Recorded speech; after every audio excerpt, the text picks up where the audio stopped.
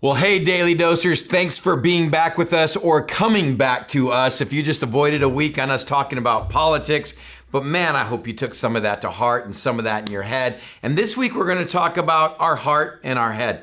What does it look like to be people in this world, but not of this world? I know that's a popular saying, but what does it truly look like to go, how do I not get caught up in everything that's swirling around us in our culture, in our politics, in our morality, in our immorality, in relationships? And I want to kick us off talking about faith when we talk about our citizenship. And that's the word for this week. Where is our real home? Because that's where our heart and our head needs to be. And there's a book in the Bible called Hebrews.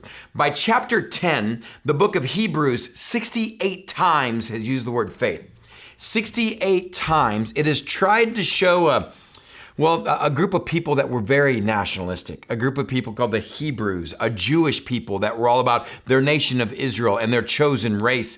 And it's trying to say, look, you got to think beyond what you have just here. I know you are a group of people that were given the promised land, but there's a greater promise to come.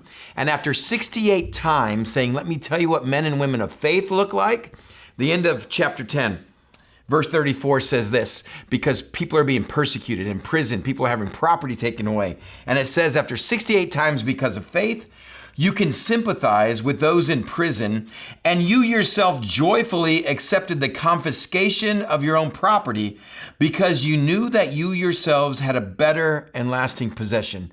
You know how you can get through the turmoil and the conflict going on here? Your heart and head was somewhere else. You could look at what you were losing here and go, I may lose some of my promised land, but you can't touch my promises. And it says, so don't throw away your confidence. It will be richly rewarded. You need to persevere so that when you have done the will of God, you will receive what he has promised. He who is coming will come and he won't delay, but my righteous ones will live by faith.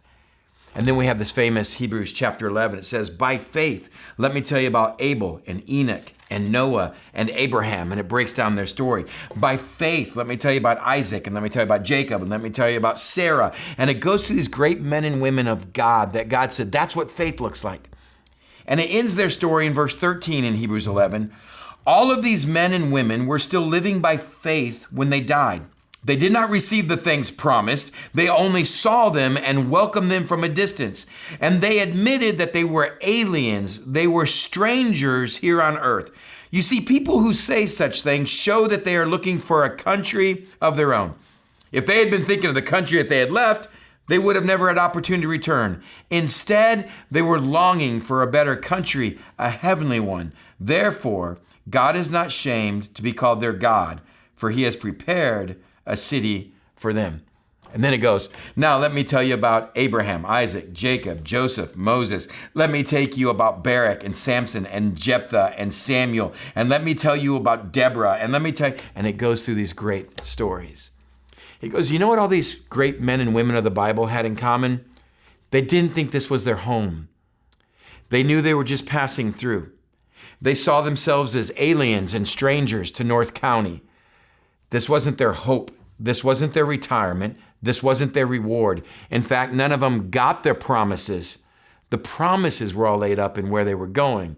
And that's why it was easy for them to let go of the here and the now, because their head and heart was there.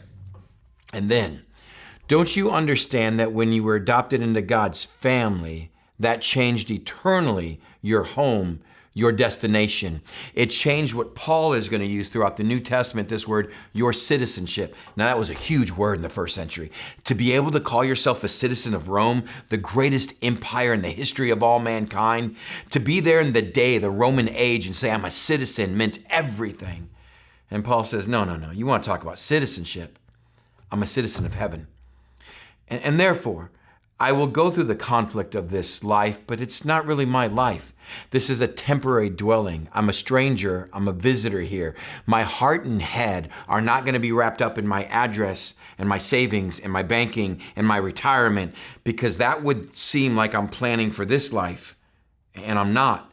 I'm planning for the promises in a life to come, and therefore I will do God's will here, and I will be a faithful American, and I will be a faithful citizen, and I will try to be the best Christian citizen I can be. But this isn't my home. I'm a stranger. I'm an alien. I get to play the citizenship card.